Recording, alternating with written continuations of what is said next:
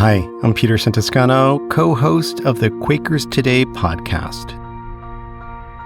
In this special interim episode of Quakers Today, I share a conversation Dwight Dunston, the host of The Seed, Conversations for Radical Hope, had with Dr. Riyam Kafri Abu Laban.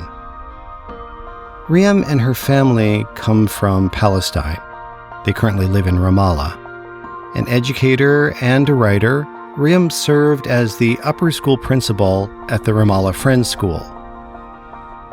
In this short conversation, Riyam shares with Dwight the pleasures and pain refugees experience when they eat traditional meals from places they can no longer visit or inhabit.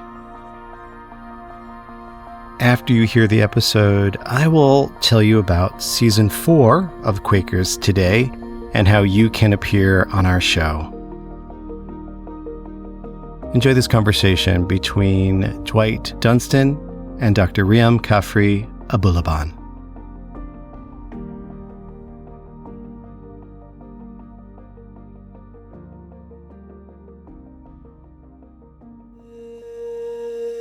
Hey, hey, hey, hey, hey.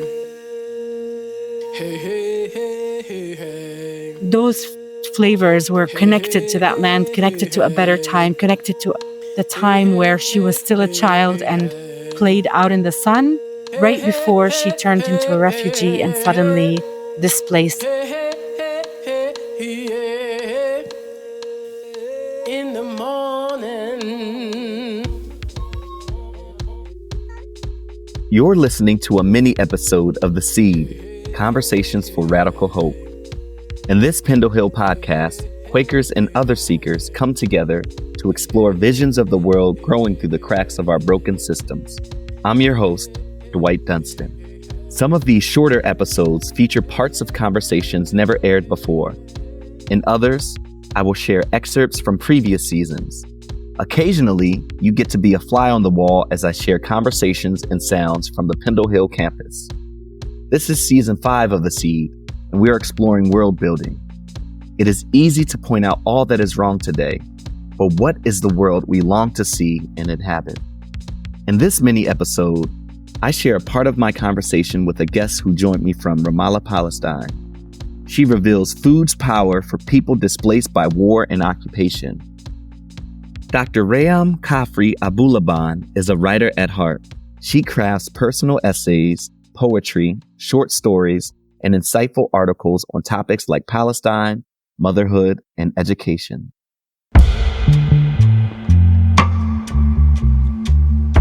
Food is such a big part of Palestinian culture, and I've gotten a chance to read your articles about foods and recipes and the power of food. And I want to read a quote from your article, The Splendid Palestinian Table, and just ask you to just share some thoughts on it. You wrote, "For Palestinians forced out of their land in 1948, food is in the past tense, only to be brought into the present when dishes from their villages are made today to bring back a glimpse of the colorful squash, herbs, and crops of village life. For those who live in Gaza, food in the refugee camp is unwholesome, an unfinished puzzle with pieces missing." Yeah, I'm just curious if you have thoughts or reflections from that quote, or just how you think about the power of food in Palestinian culture. Wow, I wrote this a couple of years ago, but it's so relevant today. The thing is, I don't think of food as only something that happens in the kitchen. I think our cuisine is a direct extension of the land, and the land that we are being forced out of and have been forced out of several times now. We hold on to our food because it's really our identity.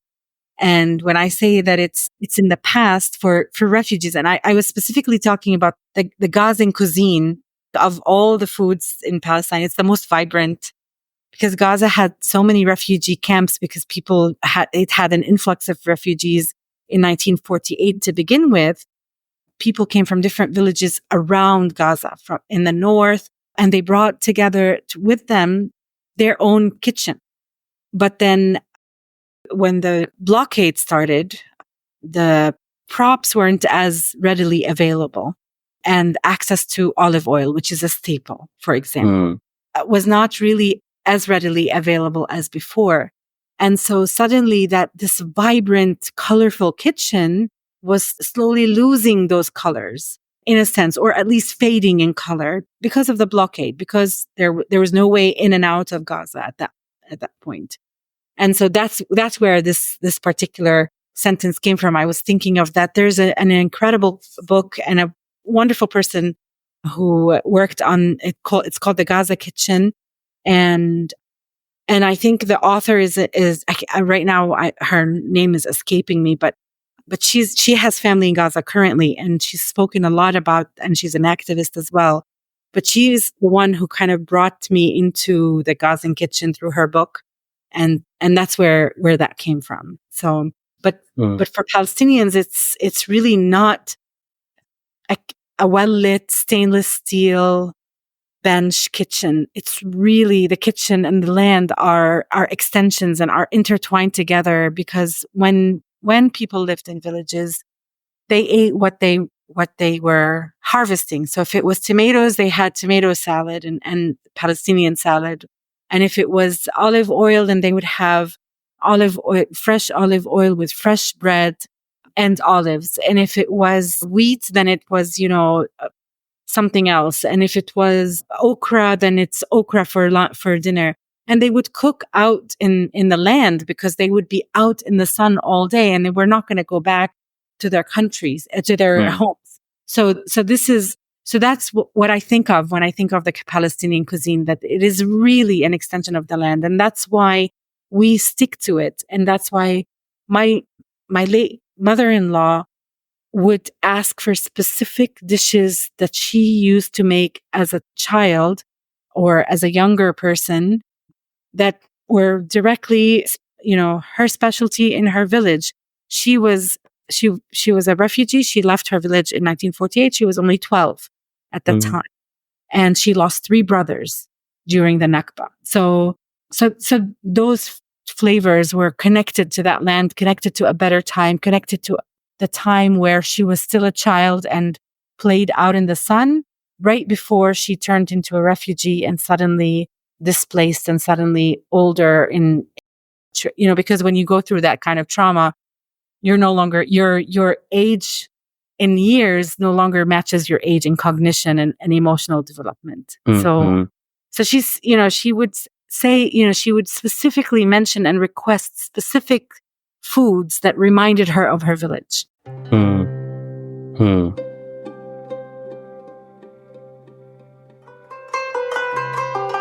Yeah, the food as memory, food as healing source, food as grief portal, food as celebration portal, joy portal, food as resistance. Yeah.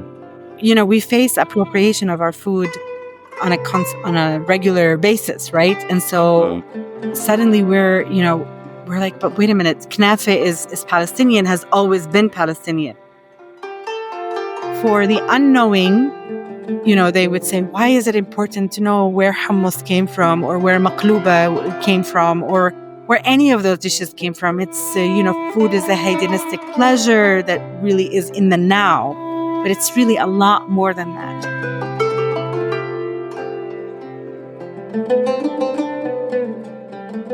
Even if a good meal really lasts only 45 minutes, there are memories tied, and what you know about this food really informs your experience. Yeah, that's so rich. It's such a rich part of Palestinian culture. I'm hearing in food pathways and food histories, as you shared, carry so much of the people's history.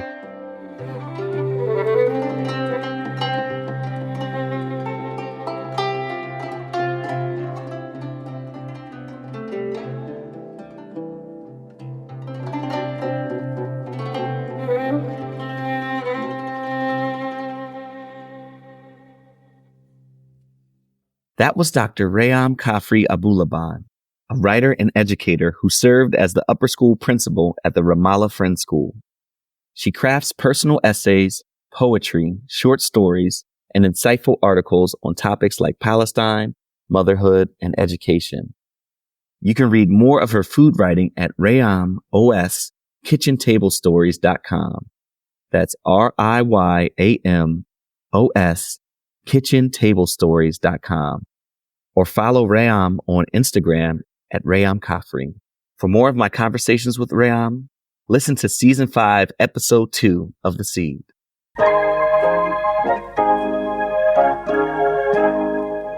Thank you for listening to this mini episode of The Seed, Conversations for Radical Hope.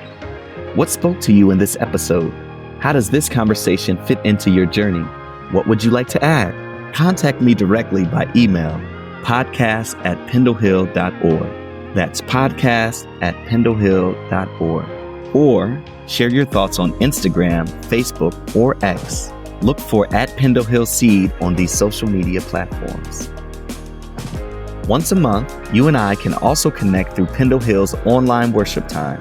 I attend this virtual Quaker meeting on the last Friday of the month, which begins at 8:30 a.m. Eastern Time. For login details, visit pendlehill.org/explore/worship. That's pendlehill.org/explore/worship. Our podcast is a project of Pendle Hill, a Quaker center open to all for spirit-led learning, retreat, and community. We're located in Wallingford, Pennsylvania, on the traditional territory of the Lenni Lenape people. We host retreats, workshops, and lectures all year round. For a complete list of these upcoming education opportunities, visit pendlehill.org/learn. This mini episode of The Seed was produced by Peterson Toscano, who also co-hosts the Quakers Today podcast. Lucas Meyer Lee, a Quaker Voluntary Service Fellow, provided other production assistance. Our theme music is the I Rise Project by Reverend Retta Morgan and Bennett Kuhn, produced by Astronautical Records. Our music today comes from Epidemic Sound. This includes the beautiful track at the end of my talk with Riyam. The song is Ada by the Sada Trio. This is a group of musicians with roots in 3 parts of the Middle East. One of the members, Ahmad al-Khatib, was born in 1974 in a Palestinian refugee camp in Jordan. Learn more about Ahmad and the Sada Trio at ahmadalkhatibmusic.com. The Seed Podcast is made possible by the generous support of the Thomas H. and Mary Williams Shoemaker Fund. Thank you. If you find these conversations meaningful, consider supporting our work financially. To do so, visit pendlehill.org/donate. These seeds could not be planted without you. Let's co-create a world filled with cooperation, reciprocity, and love.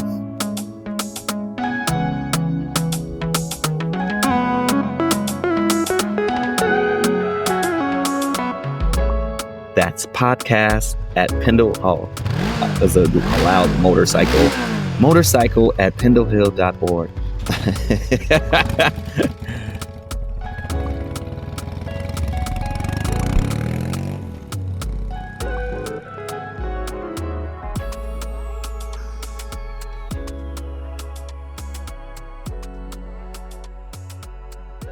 Many thanks to Dwight Dunston, Dr. Riyam Kafri Abu Laban, and the team at Pendle Hill.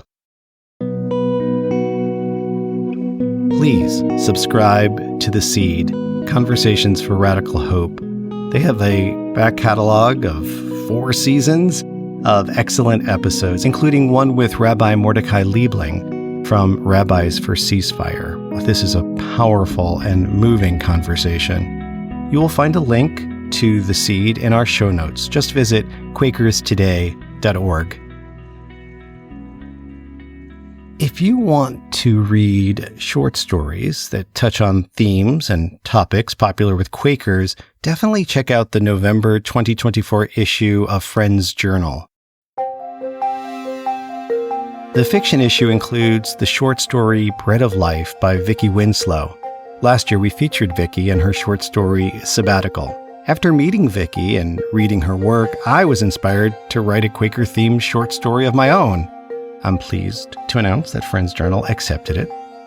The story is about a Quaker meeting in rural Pennsylvania During an extremely dry summer in a Quaker meeting where numbers are dwindling and the worship is tired, the members suddenly experience fresh air.